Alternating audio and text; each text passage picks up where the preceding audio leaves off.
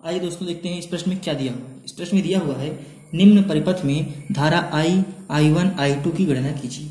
अभी आप केवल इसी फिगर को देखिएगा, इसको मत देखिएगा क्योंकि ये इसको सरल करने के बाद प्राप्त होने वाला है। तो ये हमारा फिगर 1 है।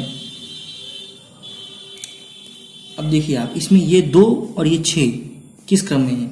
ये 2 और 6 जो है हमारा श्रेणी क्रम में है, समांतर क्रम में है।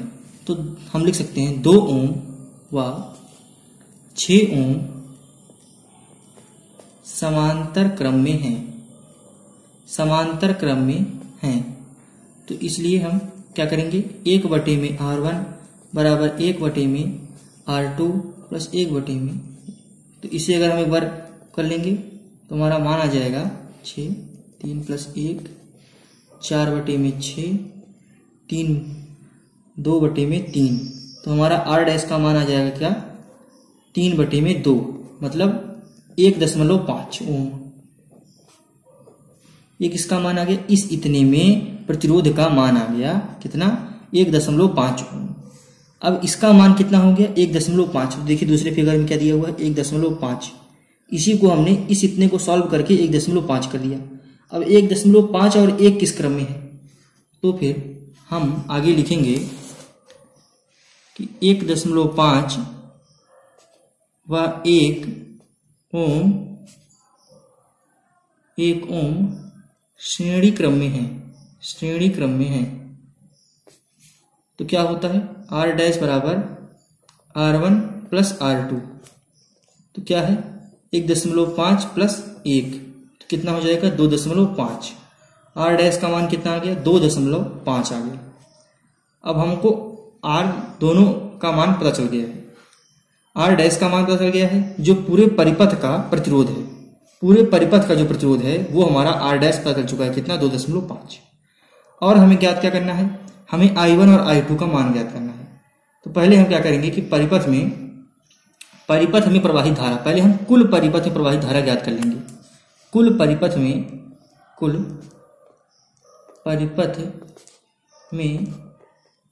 प्रवाहित धारा, जो कुल परिपथ में प्रवाहित धारा होती है वो होती है V बराबर IR, मतलब ओम के नियम से I बराबर हो जाएगा क्या, V में R। तो V का मान अर्थात वोल्टेज हमें कितना दिया हुआ है, हमें दिया हुआ है 5 वोल्ट की बैटरी यहाँ हम लगाए हुए हैं और हमारा कुल प्रतिरोध कितना है, 2.5 ओम है। तो कुल वोल्टता और कुल प्रतिरोध रख करके जब हम भाग देंगे तो हमारा आ जाएगा 2 एम्पियर।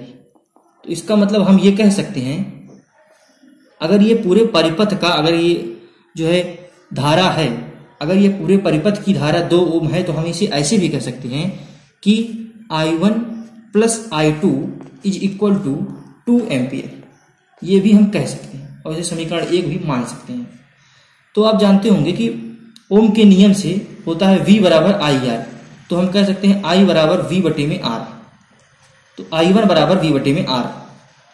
I1 बराबर हम क्या कह सकते हैं, V का मान कितना दिया है, V का मान हमें नहीं पता है, V का मान हमें पता है लेकिन इस स्पेसिफिक प्रतिरोध जो यहाँ दिया हुआ है 2 ओम, इसके लिए हमें नहीं पता है। स्पेसिफिक जो 6 ओम दिया है इसके लिए हमें नहीं पता है। तो इसके लिए हम धारा I2 और I1 का मान ज्ञात करने जा रहे हैं, इसीलिए इसकी वोल्टता हमें नहीं पता है। तो I1 का मान कितना हो गया, V में 2, और I2 का मान कितना हो जाएगा, V में 6।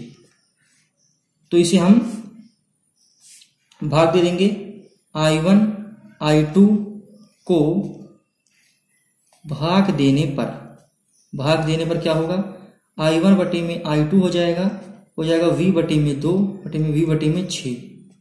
तो क्या होगा, V से भी कट जाएगा, तो I1 I2 जो होगा वो आ जाएगा आपका 6 में 2 या फिर 3 में 1। ये आपका क्या आ जाएगा, I1 I2 का मान आ जाएगा। तो हम इसे क्या लिख सकते हैं, इसे हम लिख सकते हैं I1, इसे हम इस तरह भी लिख सकते हैं कि I1 बराबर 3I2, I1 बराबर 3I2, इस तरह भी हम इसे लिख सकते हैं।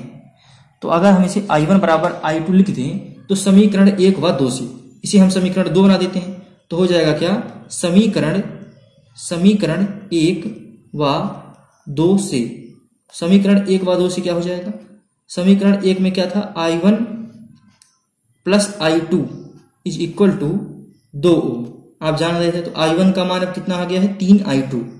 तो यहां पर हम रख देंगे 3I2 plus I2 is equal to 2। तो 3I2 प्लस I2 कितना हो जाएगा 4I2 बराबर 2। तो फिर यहां आप देख सकते हैं 4I2 बराबर 2 आ गया है। तो I2 बराबर क्या हो जाएगा 2/4 मतलब 1/2। तो I2 का मान हमारा आ जाएगा 0.5 एम्पियर 0.5 एम्पियर। अब अगर हम I2 के मान को समीकरण 2 में रख दें, I2 का मान समीकरण 2 में रखने पर I2 का मान समीकरण 2 में रखने पर I1 बराबर 3 गुणे में 0.5 I1 बराबर 5 या 15 1.5 एम्पियर। हमें क्या मिल गया I1 और I2 का मान हमें ज्ञात हो गया। ये हमें ज्ञात करना था। आशा करते हैं आपको ये प्रश्न समझ में आया होगा। अगर समझ में आया हो तो लाइक कर दीजिए और अगर ना समझ में आया हो तो डिसलाइक कर दीजिए, जिससे मुझे पता चल जाए कि मेरा बताया हुआ समझ में आ रहा है कि नहीं आ रहा है। आप पूरा क्वेश्चन देख सकते हैं।